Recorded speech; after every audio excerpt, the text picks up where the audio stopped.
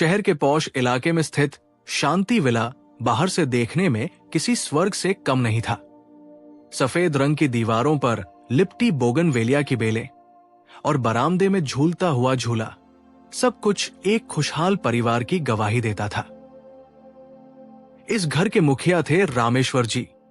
68 वर्ष की आयु, चेहरे पर सौम्यता, आंखों में एक अजीब सा सुकून और हाथों में हमेशा रामायण की एक छोटी गुटका। वे एक सेवानिवृत्त सरकारी अधिकारी थे। ईमानदारी उनकी रगों में थी। पत्नी सावित्री के गुजर जाने के बाद उनका पूरा संसार उनका बेटा आर्यन और बहू स्नेहा थे। स्नेहा नाम जैसी ही कोमल, मोहल्ले वाले उसकी मिसाल देते थे। बहू हो तो स्नेहा जैसी, पड़ोसन मिसेज वर्मा अक्सर कहती थी। ससुर की सेवा ऐसे करती है जैसे अपनी सगी बेटी भी न करे। शाम का समय था। रामेश्वर जी बरामदे में बैठे थे। स्नेहा हाथ में चांदी की तश्तरी में सूप और दवाइयां लेकर आई। पापा जी, सूप पी लीजिए, ठंडा हो जाएगा, उसने बड़े प्यार से कहा। उसकी आवाज में शहद जैसी मिठास थी। रामेश्वर जी ने किताब बंद की और स्नेहा की तरफ देखा। उनकी आंखों में नमी आ गई। जीते रहो बेटी। सच कहो स्नेहा, सावित्री के जाने के बाद मुझे लगा था कि मेरा जीवन नर्क बन जाएगा, पर तुमने मुझे कभी उसकी कमी महसूस नहीं होने दी। स्नेहा ने सिर झुका लिया, एक शर्मीली मुस्कान के साथ। पापा जी, आप मेरे पिता समान हैं, ये मेरा फर्ज है। उसने सूप का कटोरा आगे बढ़ाया। रामेश्वर जी ने कांपते हाथों से कटोरा लिया। जैसे ही उन्होंने सूप का पहला घूंट भरा, उन्हें एक हल्का सा कड़वा स्वाद महसूस हुआ। बेटी, आज सूप में कुछ अलग मसाला है क्या? थोड़ा कड़वा लग रहा है, रामेश्वर जी ने पूछा। स्नेहा के चेहरे पर एक पल के लिए भी शिकन नहीं आई। उसने बड़ी मासूमियत से कहा, अरे हाँ पापा जी, डॉक्टर साहब ने जो नई जड़ी बूटी वाली पाउडर दी है ना इम्यूनिटी के लिए, वो मिलाई है। कड़वी है पर सेहत के लिए अच्छी है, पी लीजिए प्लीज। रामेश्वर जी ने बहू की बात पर विश्वास किया और पूरा सूप पी गए। वे नहीं देख पाए कि जब वे सूप पी रहे थे तो स्नेहा की आंखों में वो आदर्श बहू वाली चमक नहीं थी। उसकी आंखों में एक ठंडा, क्रूर सन्नाटा था, एक शिकारी का धैर्य था। 2 महीने बीत चुके थे। घर का माहौल अब पहले जैसा खुशनुमा नहीं लगता था, कम से कम रामेश्वर जी के लिए। आर्यन एक बड़ी मल्टीनेशनल कंपनी में वाइस प्रेसिडेंट था। काम का दबाव इतना था कि वो घर देर से आता और सुबह जल्दी चला जाता। वो अपने पिता से प्यार करता था, लेकिन समय की कमी ने उनके बीच एक अदृश्य दीवार खड़ी कर दी थी। रामेश्वर जी की तबीयत अब अक्सर खराब रहने लगी थी। उन्हें चक्कर आते, हाथ पैर सुन पड़ जाते और कभी कभी तो वे अपने ही घर में रास्ता भूल जाते। पापा, आप डॉक्टर को ठीक से दिखा क्यों नहीं रहे? आर्यन ने एक रविवार को नाश्ते की मेज पर चिढ़ते हुए पूछा। बेटा, मैं ठीक हूं, बस थोड़ी कमजोरी है, रामेश्वर जी ने धीरे से कहा। तभी स्नेहा बीच में बोल पड़ी। आर्यन, तुम चिंता मत करो, डॉक्टर मेहरा रोज आते हैं चेकअप के लिए। पापा जी बस आजकल थोड़ा भूलने लगे हैं। परसों इन्होंने गैस खुली छोड़ दी थी। अगर मैं समय पर ना आती तो। स्नेहा ने बात अधूरी छोड़ दी और अपनी आंखों में डर का भाव ले आई। आर्यन की आंखों में डर आ गया। पापा, प्लीज ध्यान रखा करिए। स्नेहा अकेली क्या क्या संभालेगी? रामेश्वर जी हक्के बक्के रह गए। गैस? मैंने? पर बेटा, मैं तो रसोई में गया ही नहीं था। स्नेहा ने आर्यन की तरफ देखा और अपनी कंठी पर उंगली रखकर इशारा किया, जैसे कह रही हो कि इनका दिमाग अब काम नहीं कर रहा, बहस मत करो। रामेश्वर जी ने वो इशारा देख लिया। उनके दिल में एक टीस उठी। क्या वह सच में सठिया रहे हैं या फिर? उस रात रामेश्वर जी को नींद नहीं आ रही थी। प्यास लगी तो वे पानी लेने के लिए अपने कमरे से बाहर निकले। पूरा घर अंधेरे में डूबा था। वे रसोई की तरफ बढ़ रहे थे कि उन्हें आर्यन और स्नेहा के कमरे से धीमी आवाजें सुनाई दी।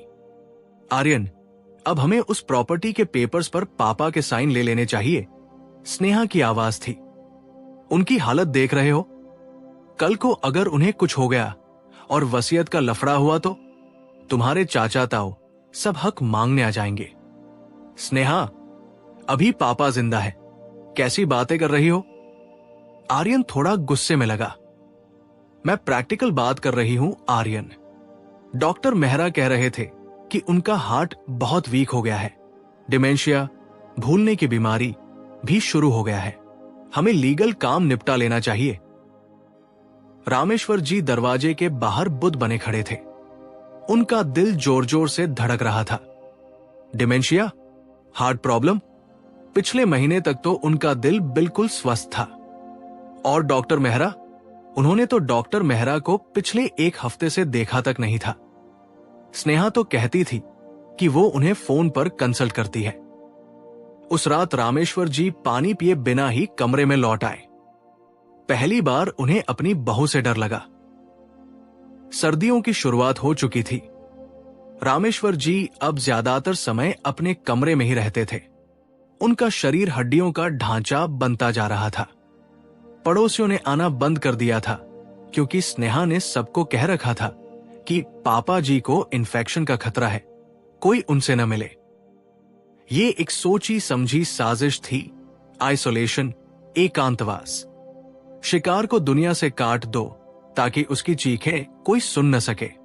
एक दोपहर जब स्नेहा बाजार गई थी, घर की पुरानी नौकरानी कांताबाई रामेश्वर जी के कमरे में झाड़ू लगाने आई। कांताबाई इस घर में 20 साल से काम कर रही थी। उसने रामेश्वर जी की हालत देखी तो उसकी रूह कांप गई। साहब जी, वो फुसफुसाई, आपकी ये हालत कैसे हो गई? रामेश्वर जी ने उसे देखा। उनकी आंखें धंस चुकी थी। कांता, मुझे लगता है मेरा समय आ गया है। कांताबाई ने दरवाजा चेक किया, फिर अपनी साड़ी के पल्लू से एक पुड़िया निकाली। साहब जी, बुरा मत मानना, लेकिन छोटी मालकिन स्नेहा पर मुझे भरोसा नहीं है। कल मैंने उन्हें कूड़ेदान में आपकी दवाइयों के रैपर फेंकते देखा। वो दवाइयां जो आप खाते हैं वो अलग है, और जो रैपर कूड़े में थे वो अलग थे। रामेश्वर जी की रीढ़ में सिहरन दौड़ गई। क्या मतलब? साहब, जो नीली गोली आप खाते हैं वो नींद की नहीं है, लेकिन कल कूड़े में मुझे ब्लड प्रेशर बढ़ाने वाली दवा के खाली पत्ते मिले, और आप तो बीपी की दवा खाते ही नहीं। रामेश्वर जी का दिमाग सन्न रह गया। वे कांपने लगे। यादों की परतें खुलने लगी। सूप का कड़वा स्वाद, चक्कर आना, अचानक घबराहट। स्नेहा उन्हें गलत दवाइयां दे रही थी। वो उन्हें मार नहीं रही थी, वो उन्हें धीमी मौत दे रही थी ताकि ये नेचुरल डेथ, स्वाभाविक मृत्यु लगे। कांता, रामेश्वर जी ने उसका हाथ पकड़ा। तुम आर्यन को बता सकती हो? कांता डर गई। नहीं साहब, छोटे मालिक मेरी बात नहीं मानेंगे। वो अपनी बीवी के दीवाने हैं, और अगर मालकिन को पता चला तो वो मुझे काम से निकाल देंगी। शायद मुझ पर चोरी का इल्जाम लगा दे। रामेश्वर जी समझ गए। वे अकेले थे, बिल्कुल अकेले। अपने ही घर में, अपने ही बेटे के रहते हुए वे एक कैदी बन चुके थे। आर्यन ऑफिस में बैठा था, लेकिन उसका मन काम में नहीं लग रहा था। कल रात पापा ने उसे पकड़कर रोते हुए कहा था, मुझे बचा लो बेटा, वो मुझे मार देगी। आर्यन ने इसे बुढ़ापे का भ्रम मानकर टाल दिया था। स्नेहा ने उसे समझाया था कि यह पैरानॉइड स्किज़ोफ्रेनिया, शक करने की बीमारी के लक्षण है। लेकिन आज कुछ अजीब हुआ। आर्यन के मोबाइल पर बैंक का मैसेज आया। उसके पिता के ज्वाइंट अकाउंट से एक बड़ी रकम एक फार्मा डिस्ट्रीब्यूटर को ट्रांसफर हुई थी। आर्यन ने नंबर चेक किया। वो कोई फार्मा कंपनी नहीं, बल्कि एक प्राइवेट डिटेक्टिव एजेंसी और एक वकील का नंबर था। पापा वकील को पैसे क्यों भेजेंगे? नहीं, पापा तो बिस्तर से उठ भी नहीं सकते। ये ट्रांजैक्शन स्नेहा ने किया होगा। लेकिन क्यों? शाम को घर लौटते वक्त आर्यन का मन बेचैन था। वो सीधे घर जाने के बजाय डॉक्टर मेहरा के क्लिनिक गया। स्नेहा हमेशा कहती थी कि डॉक्टर मेहरा घर आते हैं। रिसेप्शनिस्ट ने रिकॉर्ड चेक किया। सॉरी सर, डॉक्टर मेहरा तो पिछले 3 महीने से विदेश में हैं। वे तो इंडिया में है ही नहीं। आर्यन के पैरों तले जमीन खिसक गई। तो मेरे पिता की दवाइयां कौन लिख रहा है? सर, हमारे रिकॉर्ड में मिस्टर रामेश्वर के नाम की कोई फाइल ही नहीं है। आर्यन गाड़ी में बैठा तो उसके हाथ कांप रहे थे। उसका दिमाग सुन्न था। स्नेहा झूठ बोल रही थी, लेकिन क्यों? क्या पापा सच कह रहे थे? उसने घर के सीसीटीवी कैमरे चेक करने का सोचा। उसने अपने फोन पर ऐप खोला, लेकिन पिछले 1 महीने का डेटा डिलीट था। तकनीकी खराबी, स्नेहा ने कहा था। संदेह का बीज अब एक विषैला पेड़ बन चुका था। आर्यन घर पहुंचा। घर में अजीब सी खामोशी थी। स्नेहा रसोई में कुछ गुनगुना रही थी। आज वो बहुत खुश थी। आर्यन, फ्रेश हो जाओ।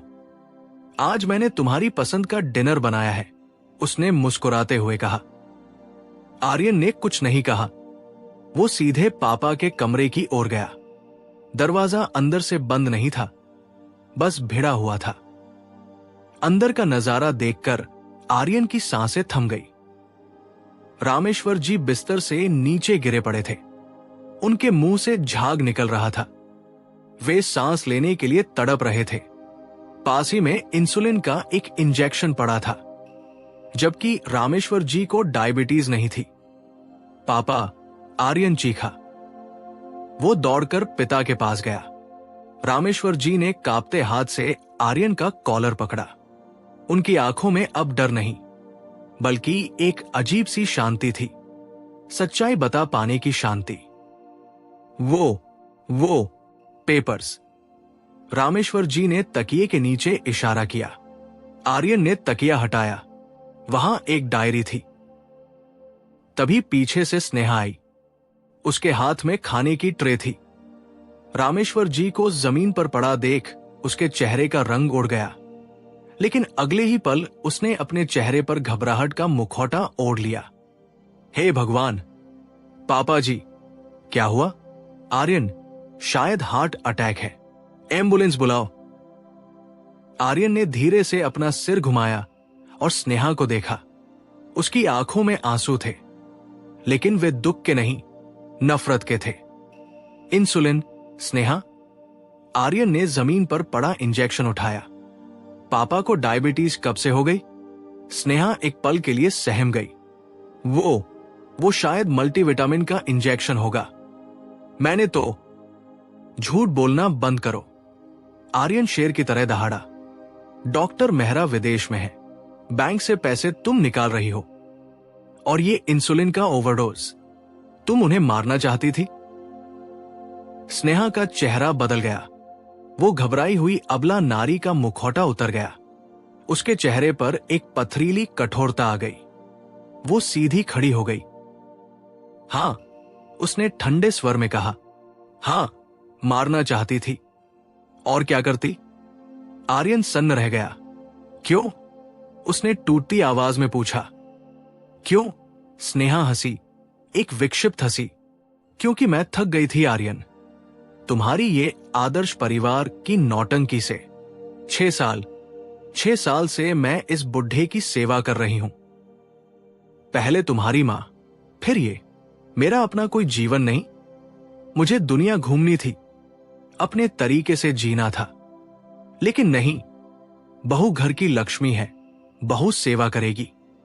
और ये प्रॉपर्टी, ये करोड़ों का बंगला, ये सब ट्रस्ट के नाम करने वाले थे ये महात्मा जी।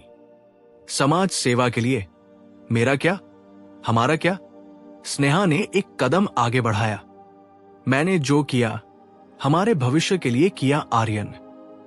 बस 10 मिनट और रुक जाते तो खेल खत्म हो जाता। हार्ट फेलियर, सब सामान्य लगता। आर्यन को लगा जैसे किसी ने उसका दिल मुट्ठी में भींच लिया हो। वो जिस औरत से प्यार करता था, वो एक राक्षस थी। रामेश्वर जी की सांसें उखड़ रही थी। आर्यन ने स्नेहा को धक्का दिया और पिता को गोद में उठाया। मैं तुम्हें छोड़ूंगा नहीं स्नेहा, वो फुसफुसाया और फोन निकालकर एम्बुलेंस को कॉल करने लगा। स्नेहा ने झपट्टा मारकर फोन छीनने की कोशिश की। दोनों के बीच छीनाझपटी हुई। आर्यन ने उसे जोर से धकेला। स्नेहा दीवार से टकराई और गिर पड़ी। एम्बुलेंस और पुलिस एक साथ आए। आर्यन ने पुलिस को बुलाया था। रामेश्वर जी को स्ट्रेचर पर ले जाया जा रहा था। वे बेहोश थे लेकिन जिंदा थे। पुलिस इंस्पेक्टर ने स्नेहा के कमरे की तलाशी ली। अलमारी के पीछे छिपी हुई जहरीली दवाइयां, प्रॉपर्टी के जाली पेपर्स और एक डायरी मिली जिसमें स्नेहा ने शायद अतिआत्म विश्वास में अपनी योजनाओं के कुछ अंश लिखे थे। स्नेहा को हथकड़ी पहनाई जा रही थी। वो अब रो नहीं रही थी, नहीं गिड़गिड़ा रही थी। वो आर्यन को घूर रही थी। तुम पछताओगे आर्यन, उसने पुलिस जीप में बैठते हुए कहा। तुम अकेले नहीं संभाल पाओगे। मैंने जो किया प्रैक्टिकल था। प्यार से पेट नहीं भरता।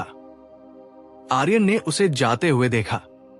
उसे उस चेहरे से घिन आ रही थी जिसे वो कभी दुनिया में सबसे सुंदर मानता था। अस्पताल के आईसीयू के बाहर आर्यन बैठा था, सिर हाथों में। उसकी आंखों से आंसू थम नहीं रहे थे। डॉक्टर बाहर आए। मिस्टर आर्यन, वे खतरे से बाहर हैं, लेकिन जहर का असर गहरा था। उनके गुर्दे, किडनीज डैमेज हो गए हैं। उन्हें ठीक होने में बहुत वक्त लगेगा और वे शायद अब कभी चल फिर न पाए। आर्यन आईसीयू में गया। रामेश्वर जी की आंखों में नलियां लगी थी। उन्होंने बेटे को देखा। आर्यन उनके पैरों में गिर पड़ा। वो फूट फूट कर रोने लगा। मुझे माफ कर दो पापा, मैं अंधा था, मैं कुछ नहीं देख पाया। मैंने उसे आप पर तरजीह दी। रामेश्वर जी ने बहुत मुश्किल से अपना हाथ उठाया और बेटे के सिर पर रखा। वे कुछ बोल नहीं सकते थे, लेकिन उनकी आंखों से एक आंसू लुढ़क कर तकिए में समा गया। उस आंसू में शिकायत नहीं थी, बस एक गहरी पीड़ा थी, भरोसे के टूटने की पीड़ा। 6 महीने बाद शर्मा निवास फिर से शांत था, लेकिन यह शांति अब सुकून वाली नहीं, बल्कि वीरान थी। स्नेहा जेल में थी। उस पर हत्या के प्रयास और धोखाधड़ी का केस चल रहा था। आर्यन ने अपनी नौकरी छोड़ दी थी ताकि वो पिता की देखभाल कर सके। उसने घर में सीसीटीवी लगवा दिए थे, लेकिन अब घर में कोई बाहरी नहीं था, बस बाप और बेटा। शाम को आर्यन पिता को व्हीलचेयर पर बागीचे में लाया। चाय पापा, उसने कप पकड़ाया। रामेश्वर जी ने कप लिया। उन्होंने एक घूंट भरा और बेटे की तरफ देखा। बेटा, रामेश्वर जी ने बहुत धीमी आवाज में कहा। उनकी आवाज अब भी कांपती थी। जी पापा। रिश्ते खून के हो या प्यार के, उनकी सच्चाई सिर्फ वक्त बताता है। तुमने मुझे बचाने के लिए अपना सब कुछ छोड़ दिया, और जिसे मैं बेटी मानता था उसने मुझे मारने के लिए सब कुछ किया। वे रुके, एक सूखी पत्ती को पेड़ से गिरते हुए देखते रहे। जानते हो सबसे बड़ा दुख क्या है? आर्यन चुप रहा। दुख ये नहीं कि उसने मुझे जहर दिया, दुख यह है कि उसने मेरे विश्वास की हत्या की। अब मैं किसी पर भरोसा करने से डरता हूं, तुम पर भी बेटा। यह सुनकर आर्यन का कलेजा मुंह को आ गया। यह थी उस अपराध की असली सजा। स्नेहा तो जेल में थी, लेकिन उसकी करतूत ने एक पिता के मन में अपने ही बेटे के लिए भी एक अदृश्य दरार पैदा कर दी थी। जहर शरीर से निकल गया था, लेकिन रिश्तों की आत्मा में बस गया था। हवा का एक झोंका आया। रामेश्वर जी ने शॉल ठीक की। चलो अंदर चलते हैं, अंधेरा हो रहा है, उन्होंने कहा। आर्यन ने व्हीलचेयर घुमाई। घर की बत्तियां जल रही थी, लेकिन उस रोशनी में अब वो पहले वाली गर्माहट कभी नहीं लौटने वाली थी। रिश्तों की सच्चाई यही थी कि कांच और विश्वास जब एक बार टूटते हैं तो जुड़ने के बाद भी उसमें दरारें हमेशा दिखती रहती है।